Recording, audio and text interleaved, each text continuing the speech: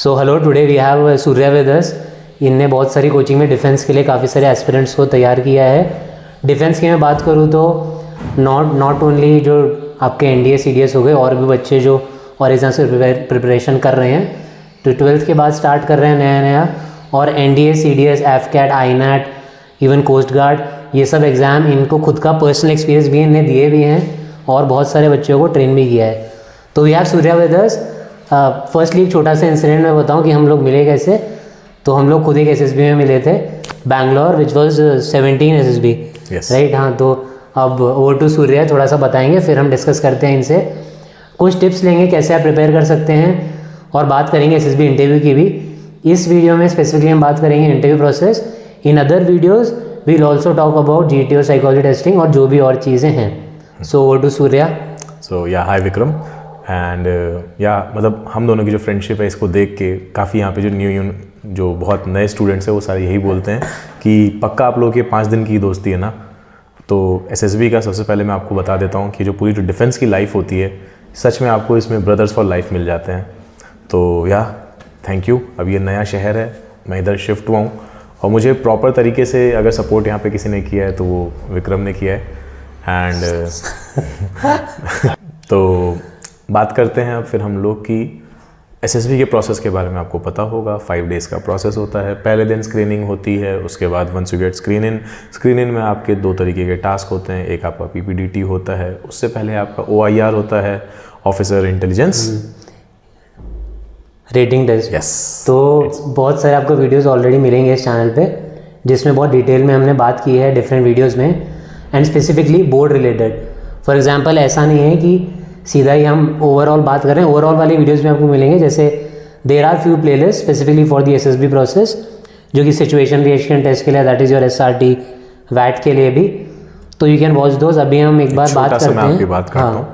मैंने जैसे बहुत सारे स्टूडेंट्स को ट्रेन कर रखा है, तो वो जब पूछते हैं कि सर कोई क्विक गाइडेंस दे दो कि मेरा जो एसएसबी है वो नेक्स्ट वीक है, तो मैं फिर यही कहता हूँ कि यार देखो, आप कोचिंग इंस्टीट्यूट में हो, मैं आपको यहाँ के मटेरियल्स तो दे सकता हूँ, बट हाँ, क्योंकि इंटरनेट एक ओपन प्लेटफॉर्म है, यूट्यूब ओपन प्लेटफॉर्म है, वहाँ पे वीडियोज़ हैं, तो मैं सीधा बोलता हूँ कि मेरे फ्रेंड ने बहुत सारी एसआरटीज़ डाल रखी हैं, उसको क्विकली एकदम गो थ्रू कर लो अच्छे से, उसमें सॉल्यूशंस पड़े हैं आपके। ऐसे ही वहाँ पे वैट है, वैट की क्या अप्रोचेज़ होनी चाहिए, पीपीडीटी में क्या क्या होना चाहिए। तो मैं यही बोलता हूँ कि कुछ नहीं करना है, रात में जाओ 1 से 1.5 घंटा बस उनको जाके देख लो, बहुत हेल्पफुल होते हैं। मैं एक स्टूडेंट, अपने एक पर्सनल एक स्टूडेंट को जानता हूँ, एक लड़की थी, बहुत डेडिकेटेड थी, कॉन्फ्रेंस आउट हो गई, बट विक्रम कॉन्फ्रेंस आउट होने के बाद एनडीए के एग्ज़ाम में उसके 701 मार्क्स हैं। 701 marks. Had she been recommended तो उसकी ऑल इंडिया रैंक 1 आती, क्योंकि उसमें if I am not wrong तो 696 आया है ऑल इंडिया रैंक 1 के। तो मैं आपको यही सजेस्ट करूँगा, चैनल पे जाओ और जाके एक बार देख लो उन वीडियोस को, क्विक गो थ्रू कर लो, फिर उसके बाद आप मल्टीपल लेक्चर्स वगैरह देख सकते हो। बाकी ऐसा नहीं है कि हम अपने चैनल पे प्रमोट किए जा रहे हैं, you can watch other channels as well. जैसे if I am not wrong, Cavalier के पहले के टाइम पे वीडियोस डले हुए थे बहुत अच्छे। अभी मैंने बहुत टाइम से देखा नहीं है, बट आई एम टॉकिंग कि अराउंड 5-6 ईयर्स बैक, 2019-20 में कैवेलियर वाले चैनल पे अच्छे वीडियोस थे। ट्रू। और एक शायद लक्ष्य अकेडमी है, कोई दिल्ली का ही कोचिंग था, लक्ष्य कर्नल युद्धवीर समथिंग, मैंने पढ़ा रखा है, कर्नल युद्धवीर सिंह सर। तो इनकी अभी लास्ट जनवरी में डेथ हुई थी, लास्ट ईयर 2023 में।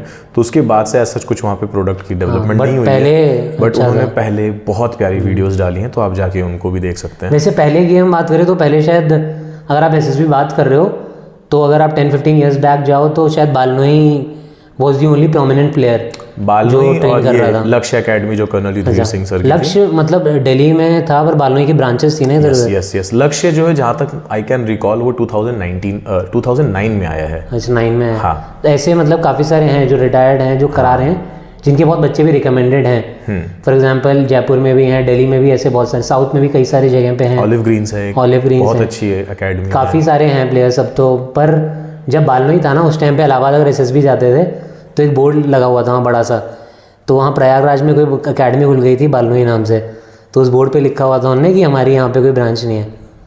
तो बालनोई का मतलब था काफ़ी ज़्यादा।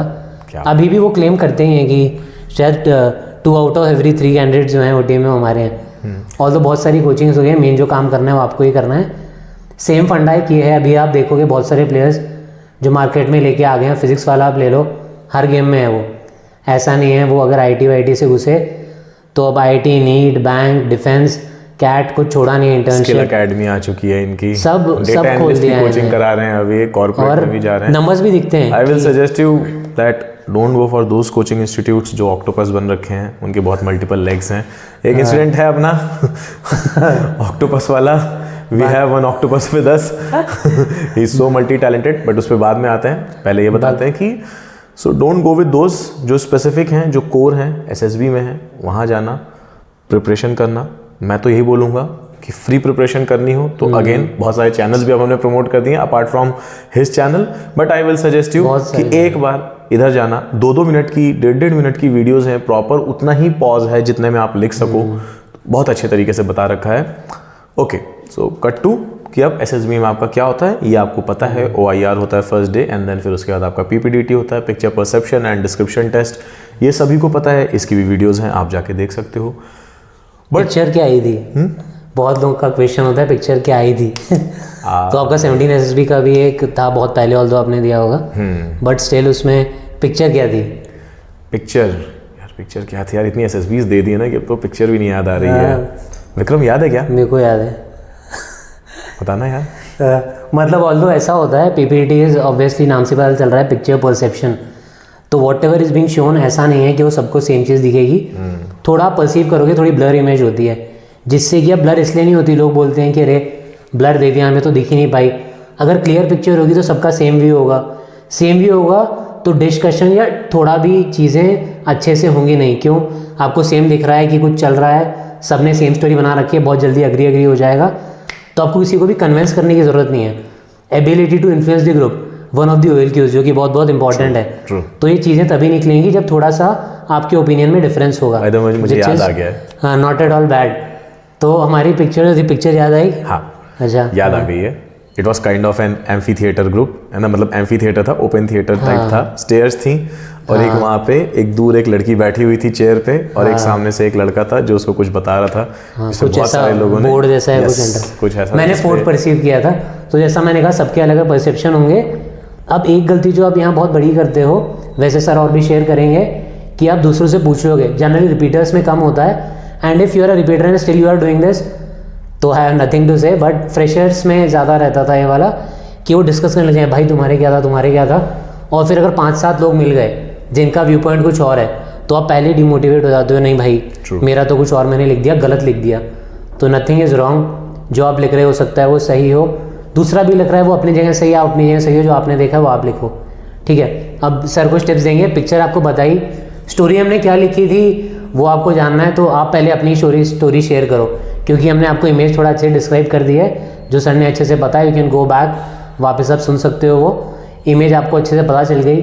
अब अगर हम अभी अपनी स्टोरी बता देंगे, इम्पोज कर देंगे, तो आपका दिमाग कहीं और जा नहीं पाएगा कि ये कुछ और हो सकता है। तो आप एक बार बताओ, हम कमेंट में सर भी डाल देंगे अपनी स्टोरी कि क्या डाली थी। और डेफिनेटली हम दोनों इन हुए थे, सर ने स्टार्टिंग में बोला 5 डेज था, तो इन ही हुए थे। CDS वॉज दी एंट्री, है ना, CDS का एंट्री था, तो उसमें हम बात कर रहे हैं, ठीक है। टिप्स की अगर हम लोग बात करें, बहुत सही क्वेश्चन है कि फर्स्ट थिंग तो मतलब सर इसमें ऐड ऑन करेंगे, बट मुझे जो लगता है वो ये लगता है कि हम लोग क्या होता है, जो बहुत सही बात बोली कि if you are repeater then उसके बाद भी अगर आप ओपिनियंस मांग रहे हो तो आप अपना टाइम वेस्ट कर रहे हो। हम आपके लिए कुछ नहीं बोलेंगे, बट स्पेशली जो फ्रेशर्स हैं, स्पेशली रिपीटर्स, ओके, रिपीटर्स का हम लोग बार बार ये ना बोले, बिकॉज ऑलरेडी वो लोग डीमोटिवेटेड रहते हैं and we can feel it, so it's better. एक बार मैं कट कर रहा हूँ, रिपीटर तो डीमोटिवेशन की कोई जरूरत नहीं है भाई, आपको ही पता है कितने लोग जाते हैं, कितनी एंट्रीज है।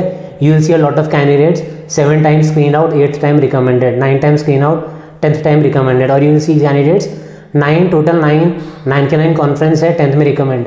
जिसकी मैं बात कर रहा हूँ, बालनोई ने ऐड डाला था, अंकित झा वाराणसी से रिकमेंड हुआ था, मेरे साथ ही था। तो ऐसे बहुत सारे आपको एग्जांपल्स मिलेंगे कि जो ऐसे बहुत सारे अटेम्प्ट्स के बाद भी। Shubham 24 SSBs if I am not wrong, 24 था, जो अहमदाबाद या कहीं से था। शुभम के 17 या 18 थे। तेजस जो रिकमेंड हुआ था अपने 17th SSB में रिकमेंड हुआ था। तो बहुत सारे रिपीटर थे, एक भी फ्रेशर रिकमेंड नहीं हुआ करके था हमारे साथ, वो 16th या अपने 17th SSB में वो रिकमेंड हुआ था। If I am not wrong शायद एक ही फ्रेशर इन हुआ था ना? नहीं, कोई भी नहीं कोई भी नहीं हुआ था। अच्छा वो स्क्रीन आउट था जो सारे के सारे, और वो अलग ही रहता था। हाँ हाँ, वो एकदम अलग रहता तो था। आपको ऐसा लोन वॉरियर नहीं बन रहा है Yes. कि आप अलग रह रहे हो। जीटीओ पे हम आएंगे, जीटीओ में अलग से ही टास्क कर रहे हो। और कई बार जो लोनर कैंडिडेट्स होते हैं ना, उनसे जीटीओ में भी हम बात करने की, मेरे को याद है इसलिए बता रहा हूँ, वो ऐसे ही जीटीओ बोल देते हैं कई बार कि भाई आपको ये टास्क मिला है, now what do you think, I can see that you are a very capable candidate, you can do things on your own, so what do you think, will you be able to do this on your own, या आपको कोई help चाहिए क्या 2 बंदे? तो कई hero होते हैं, नहीं सर अकेले भी कर लूँगा। फिर जीटीओ बोलेगा कि नहीं यार थोड़ा तो कुछ मेरे को लगता है, तो ठीक है सर 1 बंदा भेज दो। तो ये नहीं करना है, बिल्कुल 2 लोग ही बुलाने हैं आपको। लोन वॉरियर बनने की कोई जरूरत, जब आपको रिसोर्स मिल सकता है, चार्जेस तो है नहीं उसके लिए कुछ, ना मार्क्स आपके कम हो जाएंगे, तो जब आपको रिसोर्स मिल रहा है तो यूज़ करो। 2 subordinates are going to be your resource. हो सकता है आपको आइडिया कहीं दे दें या करवा दें। ठीक है, हम बात कर रहे थे पीपीटी। तो फर्स्ट थिंग, इसी में बस एक छोटा सा पॉइंट यही कि you don't have to be the one man army, alright. ये अगर आप हो तो डोंट थिंक ऑफ डिफेंस, कोई भी फोर्सेस, नीदर आर्मी, एयरफोर्स और navy, cut to the screening process. अब स्क्रीनिंग प्रोसेस में जो हम लोग बात कर रहे थे, फर्स्ट थिंग कि आपका जो रिपीटर्स हैं वो डिमोटिवेट ना हो, ठीक है। जो मैं आप आगे बात बताने जा रहा हूँ वो ये है कि हम लोग क्या करते हैं, हम लोग ना दूसरों के ओपिनियंस देखने लग जाते हैं कि ओके आपने क्या स्टोरी लिखी, आपने क्या स्टोरी लिखी, क्यों? ये नहीं करना है, बल्कि जो आपने स्टोरी लिखी है 1 मिनट का वापस आपके पास टाइम आएगा, गो थ्रू इट। अब उसके बाद जो सबसे आपका मतलब जो एक प्लस पॉइंट होता है, that is your narration as well.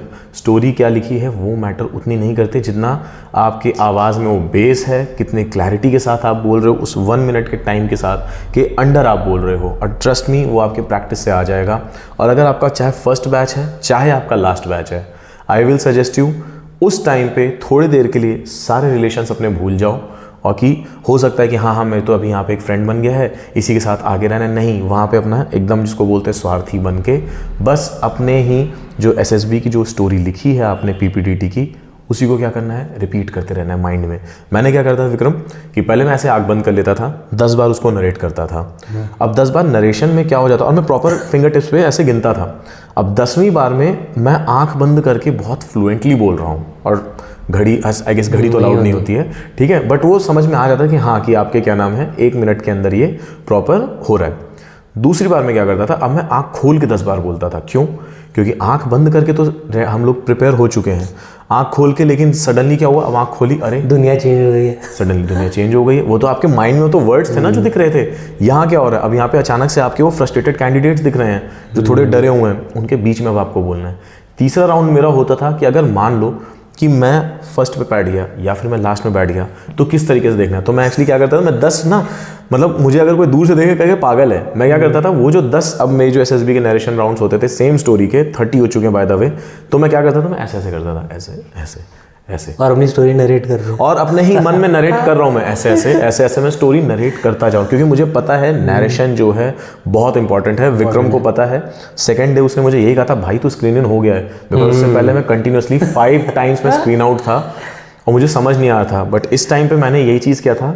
उसके बाद से क्या हुआ है, नेक्स्ट जो 5 अटेम्प्ट्स थे मेरे, उसमें मैं कंटिन्यूसली, मैंने टोटल 10 अटेम्प्ट्स दिए हैं, उसमें मैं कंटिन्यूसली स्क्रीन इन हुआ हूँ। फिर चाहे वो अगर 8 बच्चे स्क्रीन इन हुए हैं तो उसमें भी मैं था, चाहे 40 स्क्रीन इन हुए उसमें भी मैं था। इलाहाबाद हमारे वाले में 24 थे, हाँ वो इलाहाबाद वाला था 8 वाला, और गांधीनगर वाला था जिसमें 39 स्क्रीन इन हुए थे।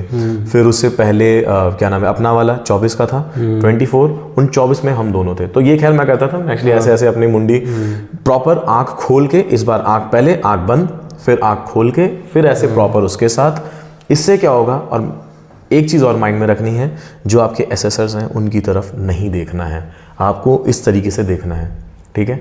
अब आपका नरेशन का पार्ट ट्रस्ट में क्लियर हो जाएगा। जब आपको लग जाए कि हाँ मैंने 30 टाइम्स कर लिया है, उसके बाद क्या करना है, जब तक आप उस अंदर डिस्कशन हॉल में नहीं घुसते हो तब तक अब आप भूल जाओ कितनी बार पढ़ चुके हो। कोई नहीं है आपका दोस्त, कोई भी नहीं है, सिर्फ आप अकेले हो, और वहाँ पे आपको रिपीट पे रिपीट करते रहना है तब तक परफेक्शन, जब तक परफेक्शन ना आ जाए।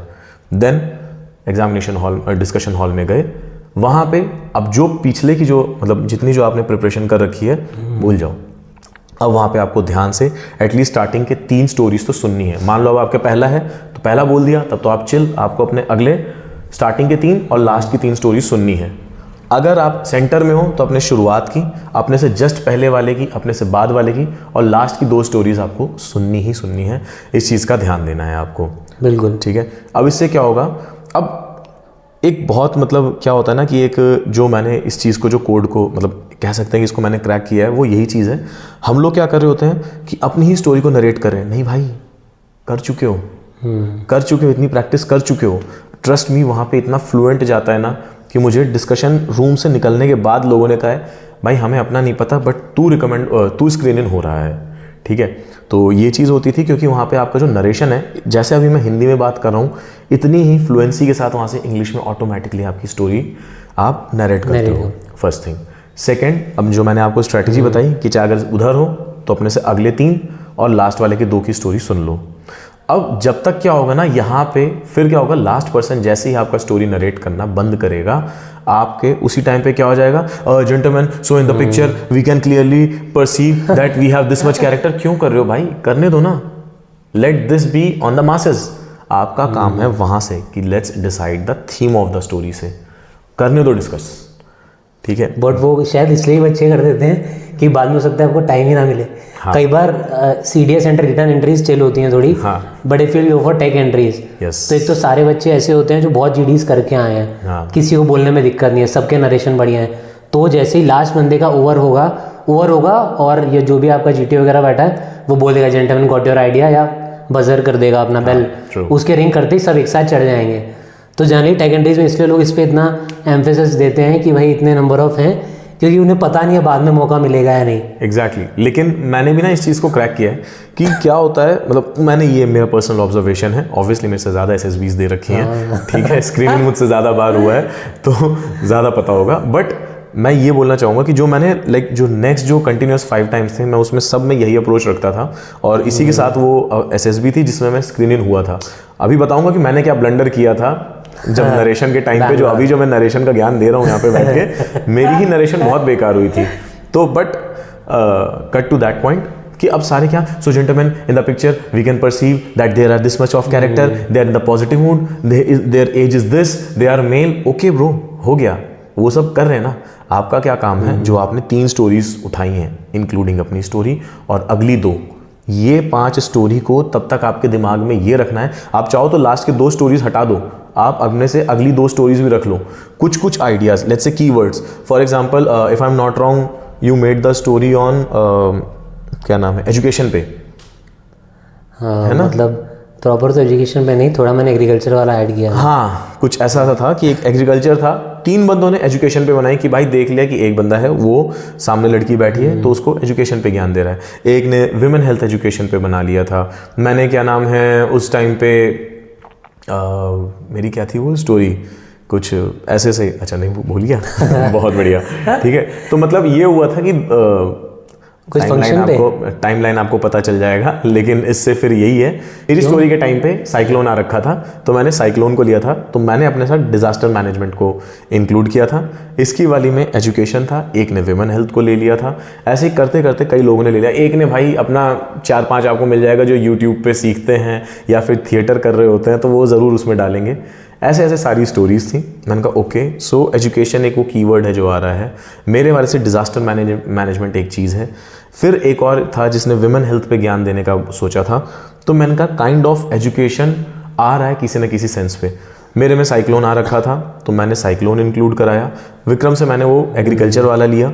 मैंने कहा ओके, साइक्लोन और एग्रीकल्चर किस तरीके से हो सकता है। उसमें मैंने फिर वहाँ पे ये बोला, मतलब जब आगे डिस्कशन होता है कि हम लोग किस किस तरीके से डिस्कशन में पार्ट ले सकते हैं। तो नरेशन हो चुका है, अच्छा नरेशन हो चुका है। फिर उसके बाद हम लोग आते हैं इस चीज़ पे कि जब सारे डिस्कस कर चुके हैं कि let's discuss the mood, character, age, gender, फलाना ढिमकाना जो डिस्कस कर रहे होते हैं, बट उस टाइम पे आपको ये देखना है कि ओके मैं क्या क्या चीज़ें कंक्लूड कर सकता हूँ।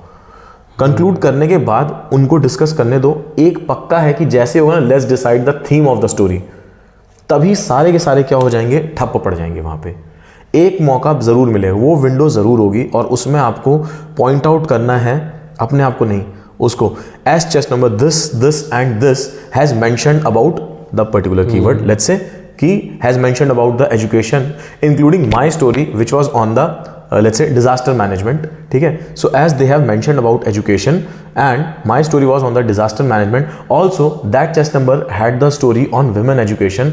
How about, gentlemen, that we can make a story that in the disaster time, when there was a disaster, how about that there was a guy who was newly commissioned into the NDRF team or the SDRF team, and he was guiding that what should be the SOPs, the standard operating procedures that you have to follow. जैसे ही मैंने बोला at least ये वो 4 बंदे थे जो उसमें yes I agree करेंगे.